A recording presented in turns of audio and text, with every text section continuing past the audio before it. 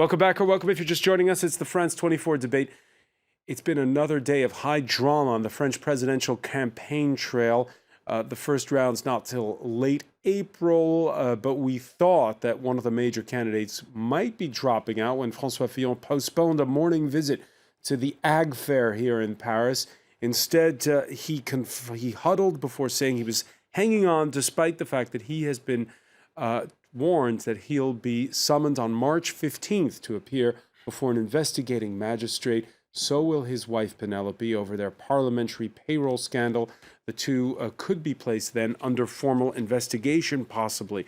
With us from François Fillon's Les Républicains party, Bruno Bernard, who was a supporter. Les Républicains party. Just Les Républicains party, distancing himself, as you can see, from the candidate. Who would you vote for, by the way? Is that an indiscreet question? It is very indiscreet. All right. I have no idea. No idea. All right. Also with us, Franck Tapiro, who is head of the PR consulting firm Right Brain, or Hémisphère Droit in French. Also communication strategist Albéric Guigou, CEO of Reputation Squad, and journalist Alexis Poulain, co-founder of the online magazine Le Monde Moderne. Just before the break, Alexis was saying how it's discrediting Fillon. We had, by the way, on the hashtag F24 debate, our Twitter poll, 71% of you think that he should be pulling out instead of hanging on. You can still vote in that survey. Also, you talked about the National Front. Now, when it comes to putting her bodyguard and her chief of staff on her EU parliamentary payroll, Marine Le Pen taking full advantage of her parliamentary immunity. So far, she's refusing to answer the questions of French police investigators. The French know exactly the difference between business and political conspiracies. They know the difference. Despite everything you try, they know very well how to make a difference. Albéric Guigou, how do you think she's handling that?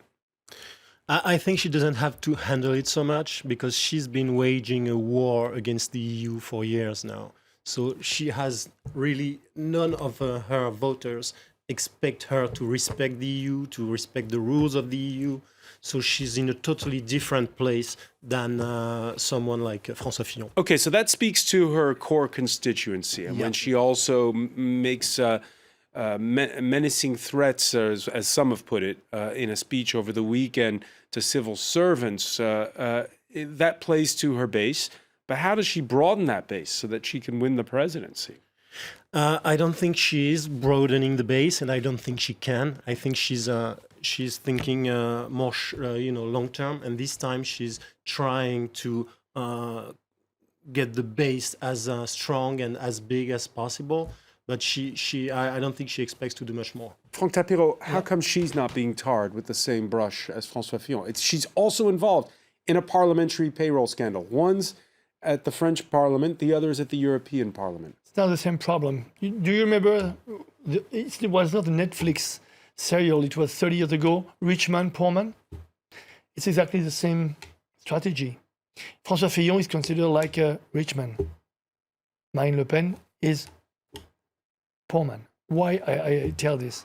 Because people think that even if she made some mistakes, it's not as important as François Fillon, because François Fillon was positioned as Mr. Truth, Mr. Transparency. And she has always been fighting against UE. So even some people that say that, I heard on radio, the reaction, well done, Marine. You showed that the UE organization is totally out of purpose. So what strategy for her rivals then? No, it's... How do her rivals play? Do they talk? Do they talk about the scandal at all, or do they let it go? Or no, for her, the difference is out of this scandal, and I'm sure that you will see in the next few days, even some journalists are going to compare the two affairs. You only talk about Fillon because Fillon has been the starter of this fake job scandal, and I'm sure that. Unfortunately, Marine Le Pen will not be injured by this. It's a pity, it's maybe an injustice, really, but I'm quite sure about that. You will see in the next few days. Marine Le Pen has always pictured herself and her party as the victims. Exactly. Victims of the establishment. Exactly. Which is a strategy we heard from François Fillon. This Well, it didn't work because it was already used by Marine Le Pen and the FN. So, if you're the second time user, it's less effective, of course. It's familiar to a lot of our viewers because saying that the judges are against you, saying the media is against you is what we're hearing a lot in the United States these days.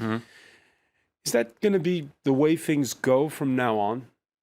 You mean in France and In French politics, in French everywhere. politics. Well, depends on the situation of the person. I don't hear Benoît Hamon or Emmanuel Macron complaining about the judges or the press or anyone else. Clearly, And I'm not sure this was a successful strategy for either Donald Trump or even Brexit.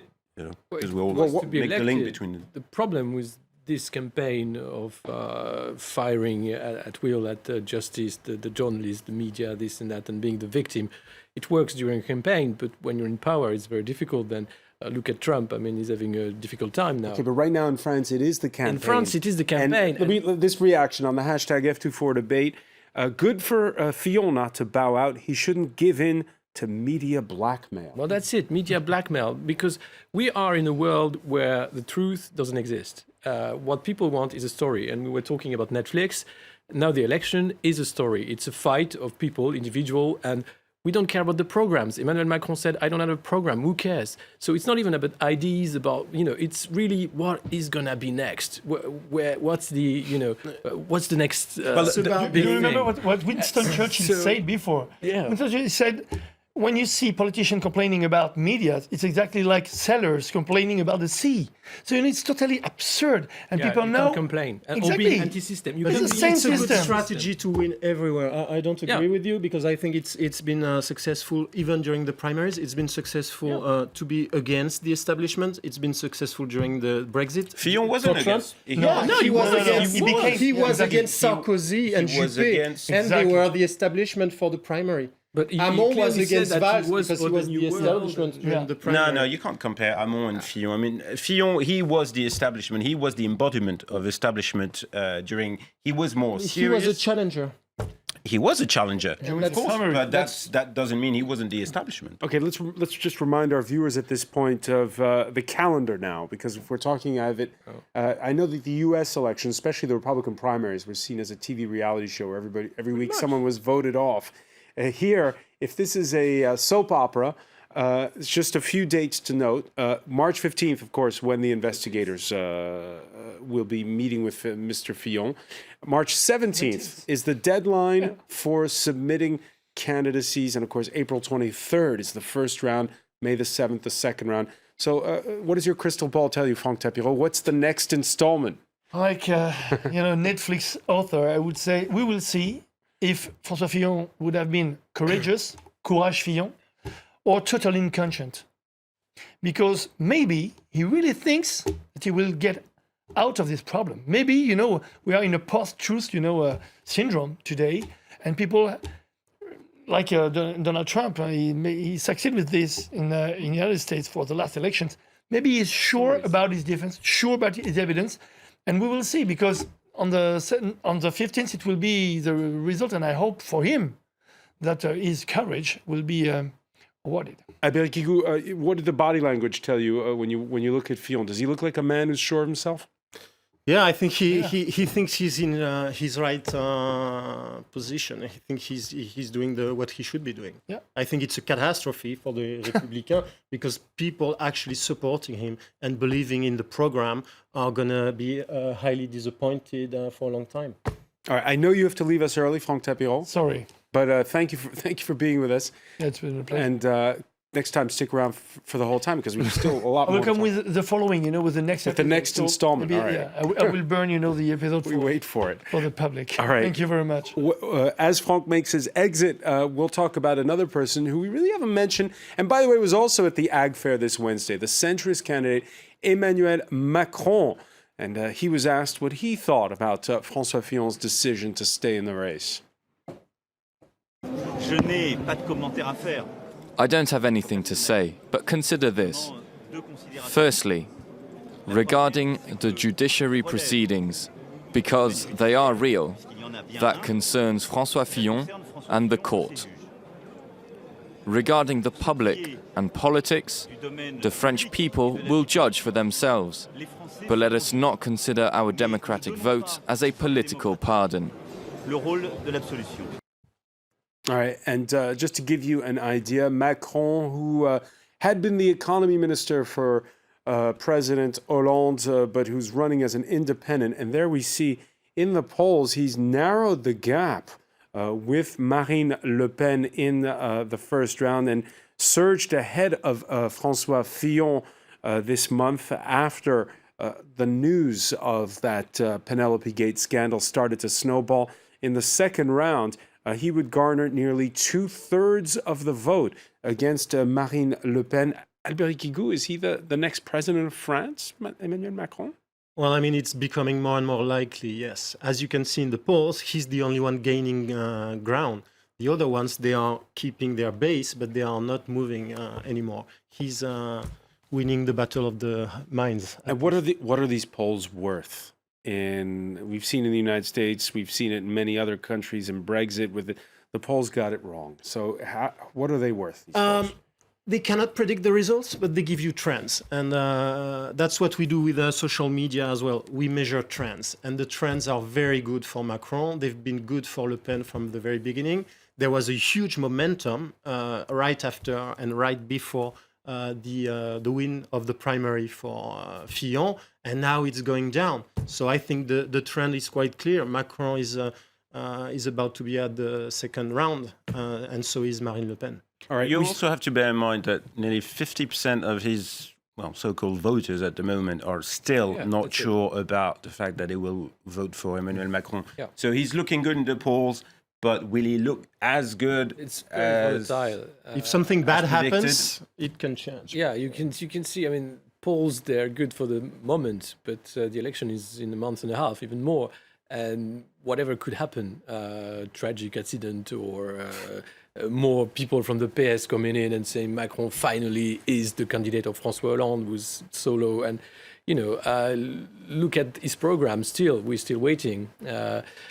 So we'll see. At the moment, it works because he's talking to many people at the same time, but he will have to make a choice for the first round and saying, clearly, I'm here, and no, you vote for me for this, and I'm engaging myself for this. At the moment, it's a campaign, and it's good. It's a good campaign strategy, and also he can run now as the virtue candidate after what's happened. Well, he shouldn't. I mean, what Fillon's story tells him that he should not do that. You're setting yourself up for a fall. Let me ask you, Bruno Manard, I want to pick up on something that Alexis Poulain mentioned in part one, which is what we're witnessing in this campaign is a breakdown of the traditional big center-left party, the socialists, and the big center-right party, in this case, les Républicains. We've seen people come on this show who said they had voted for Alain Juppé in the center-right primaries, but instead of voting for Fillon, were preferring Emmanuel Macron. We've also seen socialists endorse him, like the mayor of Lyon. Are you witnessing this as well in your home district, in the 9th arrondissement of Paris, that there's this redrawing of political lines? Well, Paris is a very different place than, other parts of France, especially the northeast or even the southeast. The thing is that Emmanuel Macron will do well in Paris because he's very appealing to a city audience, that's for sure.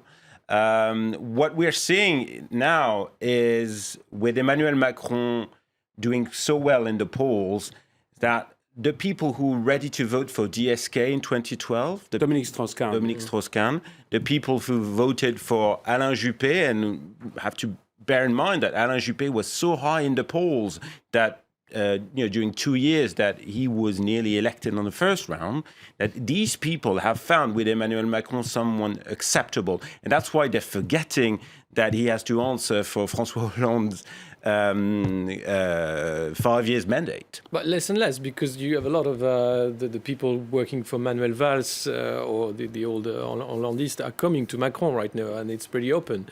So he will have to have this legacy in mind and saying, actually, I am the candidate of this branch of the Parti Socialiste. Well, he's denying it. Well, he said, can't. I mean, look at the people coming in now. I mean, it's Le Guen, it's the people who are the lieutenant of I know, it Manuel could weigh Valls. him down. That's true. And it's really saying, well, so you are the candidate of François Hollande in lieu of François Hollande. So nobody wants to be the establishment candidate. Well, that's it. They are all anti-system. They're not the establishment. But it's untrue. It's again, we are not in a campaign where the truth matter. So it's about who you position, what is your public image, and what is the story you tell. And Macron is telling a story of I'm Hang a on, winner. you say it's a candidate where it's a campaign where the truth doesn't matter. He got a major endorsement from a 3-time presidential candidate, François Bayrou. Yeah. And who said he wanted the agreement was laws on the moralization of public life.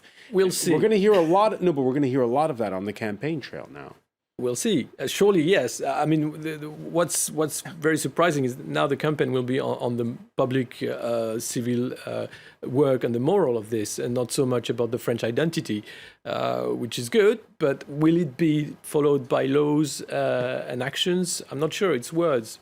Do you agree with that? Up until a couple of weeks ago, we thought this whole campaign is going to be partly on the economy, because it always is, and the economy is not doing well in France. We have anemic growth. And high unemployment, but partly also on globalization, identity issues. Is it now all going to be about morality and all about the moralization, as François Bayrou put it, of public life? No, I wouldn't put it that way. I think it's part of the issue, but it's more about character. I believe more and more French people, as I said earlier, they are better and better informed. And the more they are informed, the more angry they are, the more against the establishment they are getting. So I don't agree. It's all about truth, and at least it's against lying. So every time they catch someone lying, they get really mad. And I think it's you have to be very careful in not lying to the French voters right now. It's not lying. If you tell a story, as long as you don't have the press coming in and saying, oh, look, well, there's a flow here and it's not true, or you miss something. It's not the story. It's part of the story. You can still win. It's not about telling the truth. But it's about being You have there. the press behind you on a daily basis. Well, that's but for they Macron. are not so influential. Macron has the press with him. Yeah, but the people, I don't think they care so much about the press. They cared about the press against Fillon because they released a story. But they are not listening to people doing op-eds.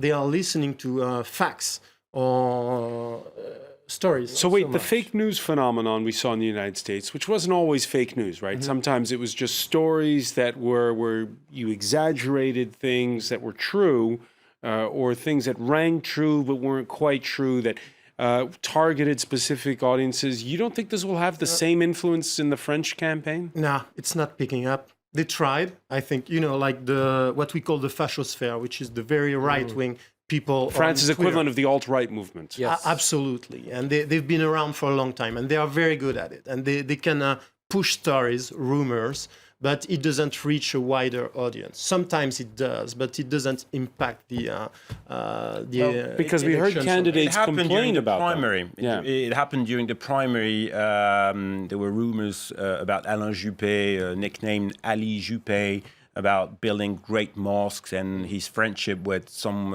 radical preacher. So it did have an impact at that time, and I think Juppé's side didn't really pay enough attention to it. The thing is about this campaign is that so far there are no issues. We're not discussing anything. We're discussing François Fillon, and that's it. And it's been the case for 2 months now. It's personal promotion. And yes. it will hopefully get started during this new month of March. So let me ask you, if, as you had expected when the day began, François Fillon had announced that he was dropping out, I don't know who the replacement would have been. Don't know either. But assuming there was one in the wings, would that replacement have had a good shot of upsetting the balance and beating both Le Pen and Macron? I think it would have. Unfortunately, it didn't happen because, again, what we're spending here our evening talking about is François Fillon and the Penelope Gate, and that's it. And we're not talking about his program. We're not talking about his ideas. We're not talking about anything. Yeah, well, that's what is surprising, because if he has a program and then it's endorsed by the party, why is it not possible to get a new candidate and saying, well, we'll twitch the program and we'll run the campaign and we'll stop talking about pollsters had said legal that issues? that all the others were polling lower than him. So, and there's no consensus. I mean, the thing is that with the primary phenomenon, it elected Fillon, but it weakened all the others. Yeah. So, you know, for example, Juppé coming with over 35%. 35% in the second round. In the second round. Yeah, And he that's lost not enough. 2/3 of the vote. That's not enough. Bruno Bernard, Albéric Guigou, Alexis Poulain, stay with us. It's time for Media Watch.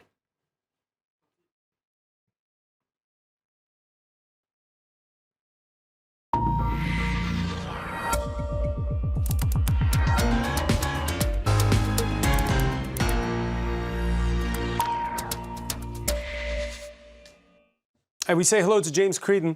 Hi, François. You just heard Bruno Bernard. All we're talking about is François Fillon. That's right, and I'm not going to change that. Sorry for not changing the topic. Just to look at some of how it's been covered online today, you've got Angélique Chrysefis for The Guardian, who said Fillon is in bunker mode and he is playing his last card.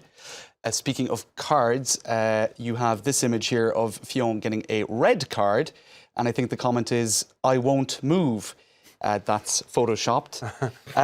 Call him François Underwood. That's a reference to House of Cards, Frank Underwood, and all of the sort of political machinations and twists and turns along the road. Of course, all his old tweets are being dug out to haunt him right now, in particular where he said, if ever I am charged with anything, I will stand down. This is a question of morality in politics. And of course, he also made allusion to General de Gaulle at various times during his campaign, saying, could anybody imagine General de Gaulle being charged? And well, hey presto, Guillaume Tessé imagined what that might look like, General de Gaulle mise en examen, but I don't think they're his features. Elsewhere, was the kind of the great irony of the day. While everybody was waiting for the press conference at François Fillon's headquarters, whether somebody made it fall on purpose or it actually fell off the wall, there was this photograph of François Fillon that sort of began to crumble or come down off the wall, and you had all of these political journalists trying to sort of reassemble it or put it back up. Is that the ghost of Nicolas Sarkozy there? Well, it might be, but in any case, many saw this as a sign, because everybody was expecting at this press conference, of course, that he would announce that he was going to stand down. Some people saying it's Ash Wednesday, a day of penitence. Fillon is going to express himself at midday. So it seemed all the signs were pointing towards that. And then, of course, Mediapart, which contributed to the speculation that he was going to stand down, because they said that Pénélope Fillon had been charged, which was false. It was not true. And they got this information from Twitter, and they have here published their apologies, essentially for an apology for getting everybody worked up. And you can see this one tweet here talking about all of the confusion there was this morning and the expectation, indeed, that François Fillon would stand down because all of the various different media had contradictory versions of loads of events. rumors. That's right. So this quote that we have here became as quite a surprise. I will not give in. And there's lots of different headlines as well. This one in Slate talking about the fact that political journalists kind of nearly went crazy because it was just so difficult to sort of get the lay of the land and figure out what was actually happening. There's a rumor that his campaign manager had quit. Right. So it was all very confusing. Some wondering, was Fillon given the wrong envelope? That's a reference to the Oscars. But I think the speech, I don't think he gave his speech after opening an envelope. I think he just sort of opened his mouth, really. What else do we have? There's lots of different people have been expressing themselves throughout the day. Henri Guénaud, the former speechwriter and advisor to Nicolas Sarkozy, has been doing the rounds of media, saying everything that would be unpleasant for François Fillon to hear, saying that his discourse now is completely inaudible, the austerity discourse, of course, and that he just simply can't campaign anymore. He was at BFM TV, he was at France Info, saying essentially and he's the a same supporter of Sarkozy, and the boat is leaking. That's Albéric right. Guigou, at the outset of the campaign, it was said that François Fillon didn't have a modern communication strategy, that he was old school, and the jury was divided. Some said that was a good thing. What are your thoughts on the way his campaign has been run from a PR point of view? I think it Even was before the scandal. Yeah, I think before the scandal, during the primaries, he was, and I'm not saying that in a bad way, but he was targeting elderly people, people that are more represented during the primaries, more involved in politics, older, etc. Elderly voters. Yeah, and the low-key strategy, the fact that he was doing grassroots campaign, he was going all over the place and not so much in the media. It was very smart and it did work. But then he was not prepared to face the bigger audience. Right. Well, certainly today, the news coming from his own camp is not good. I've just mentioned Henri Guénaud. You also had, of course, as you mentioned, François Bruno Le Maire, a former candidate in the primary, who also withdrew his support from François Fillon. You have the founder of the Rue 89 Media, speaking here on TV5 Monde, saying that he is a dinosaur from a system that is going to become extinct. And he's speaking about a certain, I suppose, way of doing politics, maybe French system. That's you've lots of images online, such as that one. Really, people feeling that he's just kind of essentially on his way out. Except you do have people, of course, supporting him on social media as well, calling the media judicial system a ferocious adversary, which he will overcome. And there is a sort of a gathering at Trocadero in Paris this Sunday, I believe, for supporters to gather and show their support for François Fillon. But again, I think to go back to the first comment, it's pretty much bunker mode. All right, bunker mode. Still a lot of twists and turns to come before the first round on April the 23rd. Many thanks, James Creed. And I want to thank our panel once again. Thank you for joining us here in the France 24 debate.